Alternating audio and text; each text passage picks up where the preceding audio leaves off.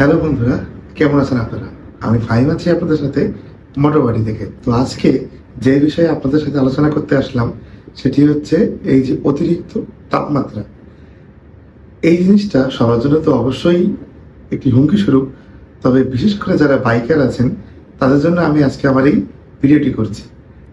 গতকালকের একটি পেপারে দেখলাম যে গত 75 বছরের রেকর্ড ভেঙে এবারে তাপমাত্রা সর্বাধিক হয়েছে।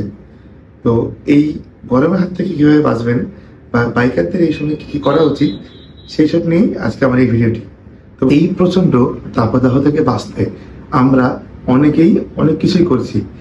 এই তাপের জন্য আমরা কি করব, আমাদের হিট স্ট্রোক হলে আমরা কী করব, অনেক রিসার্চ করছি, কিন্তু আমরা একটা বিষয় বারবার করে বলে যাচ্ছি যে এই তাপদাহ কিন্তু বছর বছর আরও বাড়বে যদি আমরা এখন থেকেই এর প্রতিকার না খুঁজি। এর একটি প্রতিকার, সেটি হচ্ছে আপনারা বেশি বেশি করে গাছ লাগান। এই গরমে আমরা এসির দোকানে ভিড় লাগাচ্ছি, ফ্যানের দোকানে ভিড় লাগাচ্ছি, এগুলো স্বাভাবিকভাবে আমাদের রক্ষা করতে পারে, কিন্তু যদি আমরা এই গাছ না লাগাই তাহলে অদূর ভবিষ্যতে আমাদের এই ভবিষ্যৎ অন্ধকার, ভবিষ্যৎ প্রজন্ম অন্ধকার। সো আসুন আমরা বেশি বেশি গাছ লাগাই।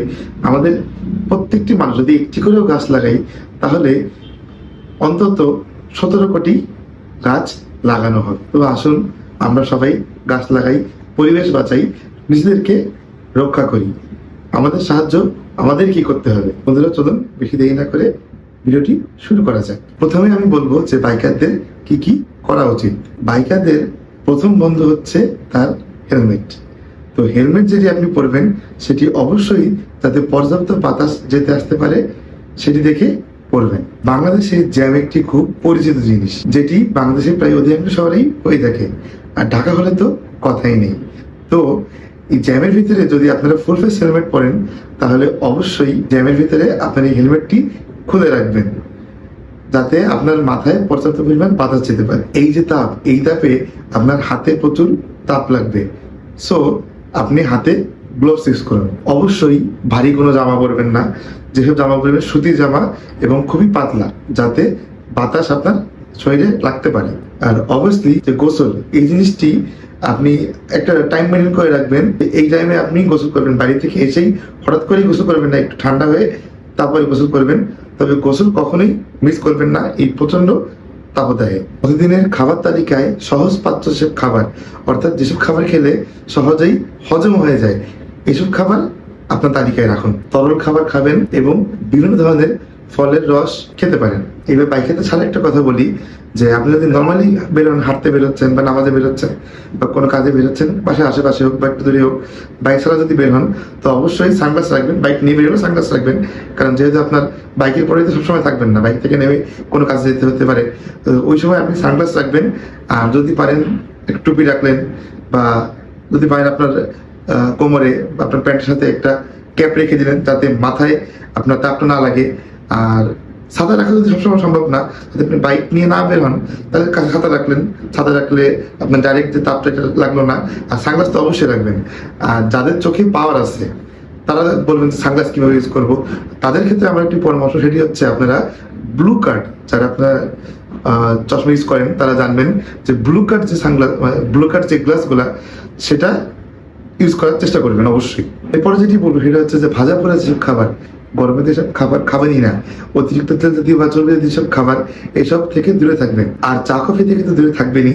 যাদের বদ অভ্যাস আছে অ্যালকোহলের, এই অ্যালকোহল থেকে আপনাকে অবশ্যই দূরে থাকতে হবে, কারণ এই সময় শরীরের তাপমাত্রা প্রচুর পরিমাণে বেড়ে যায়। আরেকটা জিনিস, যাদের স্মোকিং করার অভ্যাস আছে, আপনারা জানেন যে শীতকালে অনেকেই আছে যে রাইডিং করতে করতে বলে যে প্রচুর ঠান্ডা হয়ে যাচ্ছি, যে স্মোকিং করি, বা তাদের অ্যালকোহল নিয়ে অভ্যাস আছে, অনেকেই খারাপ অভ্যাসটা আছে, তো সেটা আপনারা ইউজ করেন। তো এটা তো গরমের সময় আপনার ঠান্ডার সময় কেন করেন? তো শরীর গরম হয়, আর গরমের সময় তো আপনার শরীর এমনিতেই গরম থাকে। সেই সময় যদি আপনি অ্যালকোহল কনজিউম করেন বা আপনার স্মোকিং করেন, তো এই সময়টাতে আপনাদের শরীরের তাপমাত্রা আরো বেড়ে যায়। তো এই সময়টা হিট স্ট্রোকের সম্ভাবনা প্রবল থাকে। সো আপনারা এর থেকে অবশ্যই দূরে থাকবেন। আর সবসময় কাছে খাবার পানি রাখুন, ঠান্ডা পানি না। আমরা এই সময় ঠান্ডা পানি ইউজ করি, বা ঠান্ডা পানি একদমই খাওয়া যাবে না, নর্মাল পানি রাখুন। আর যাতে আপনারা খেতে পারেন বা হালকা ঠান্ডা পানি নিয়ে যেতে পারেন, মানে একদম ফ্রিজে যে কড়া যে ঠান্ডা পানিটা, এটা কখনোই আপনারা গরমের ভিতরে হঠাৎ করে খাবেন না। শরীরে যে স্থানটা আপনার রোদ লাগবে অর্থাৎ উন্মুক্ত থাকে, যেমন যেমন এই জায়গাগুলো কিন্তু আপনার উন্মুক্ত থাকে। যদি আপনি ফুল হাতে না পড়েন, গরমের সময় ফুল হাতে পড়তে এমনিতে সমস্যা, যে এই জায়গাগুলো উন্মুক্ত থাকবে বা আপনার ফেসটা খোলা থাকবে যখন আপনি বাইরে থাকবেন। তো এই সময়টা আপনি চেষ্টা করুন অবশ্যই সানস্ক্রিন ক্রিম ভালোভাবে ইউজ করতে। দিনের যে সময়টায় অতিরিক্ত তাপ থাকে, অর্থাৎ আনুমানিক আপনি ধরেন আপনার সকাল থেকে 8টা বা 9টা পর্যন্ত তাপটা একটু কম থাকে, যদি এখন 8টার পরপরই তাপ বেড়ে যায়, তো অন্তত 8টার আগে আপনি আপনার যে কাজগুলো থাকে যদি করে ফেলতে পারেন তো ফেললেন, আর ওইদিকে বিকাল 5টার পরে আপনি আপনার কাজগুলো করলেন। বাট যেই সময়টা তাপ অতিরিক্ত থাকে সেই সময়টা আপনি বাইরে বেরোনো থেকে বিরত থাকুন, মানে এই টাইমটাতেই আপনার হিট স্ট্রোক হওয়ার সম্ভাবনা বেশি থাকে। সো এই টাইমটাতে কোনোভাবে বাইরে বেরোবেন না। আর যদি বাইরে বেরোতেই হয় তাহলে আগে যেগুলো বললাম সেই নিয়মগুলো মেনে চলুন, তাহলে অন্তত এই বিপদ থেকে আপনি রক্ষা পাবেন। আপনার মোটরসাইকেলটি বা আপনার কারটি মানে যানবাহন সেটি অবশ্যই ছায়া আছে এরকম কোনো স্থানে রাখুন, কারণ রোদে যদি আপনি রাখেন তাহলে এই রোদের তাপে আগুন ধরে যাওয়ার সম্ভাবনা খুবই প্রবল। আমাদের অনেক বাইকারই আছেন যাদের উইন্ড ব্রেকার ব্যবহার করার অভ্যাস আছে। তো উইন্ড ব্রেকার যদি আপনি ব্যবহার করেন তাহলে এমন উইন্ড ব্রেকার ব্যবহার করুন যাতে পর্যাপ্ত বাতাস যাতে আসতে পারে, না হলে এই ভিতরে গরম কিন্তু বেড়ে আপনার হিট স্ট্রোকের সম্ভাবনা রয়েছে। হাফ হাতে গেঞ্জি পরে বা হাফ হাতে শার্ট পরে যদি বেরোন তাহলে আর্ম স্লিপ যেগুলো আছে, যে ফুল হাতে আর্ম স্লিপ, এগুলো আপনারা ইউজ করতে পারেন। সানস্ক্রিনের কথা তো বললামই, যদি ওটা ইউজ করতে না পারেন তাহলে হাফ স্লিপ ইউজ করবেন, মানে ফুল স্লিপ যেগুলো আর্ম স্লিপ আছে ওইগুলো ইউজ করবেন, যাতে আপনার হাতে রোদ না লাগে। খারাপ লাগলে বা চোখে অন্ধকার দেখলে বা মাথা চক্কর দিলে তৎক্ষণাৎ আপনি ছায়াযুক্ত স্থানে চলে যান। আপনি বাইক রাইড করা বন্ধ করে দিন। আপনার যে কাজে আপনি আছেন সেই কাজ থেকে আপনি বিরত থাকুন।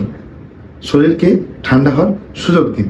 কখনোই আপনি আপনার গাছ জোর দেখিয়ে কাজ করতে যাবেন না, কারণ এই যে পরিবেশ এটা বৈরী আবহাওয়া, এই আবহাওয়াতে আপনি শরীর হাতে জোর খাটিয়ে কাজ করতে পারবেন না বলে লাভ নেই, বা করতে পারলেও সেটা আপনার শরীরের জন্য ঝুঁকিপূর্ণ।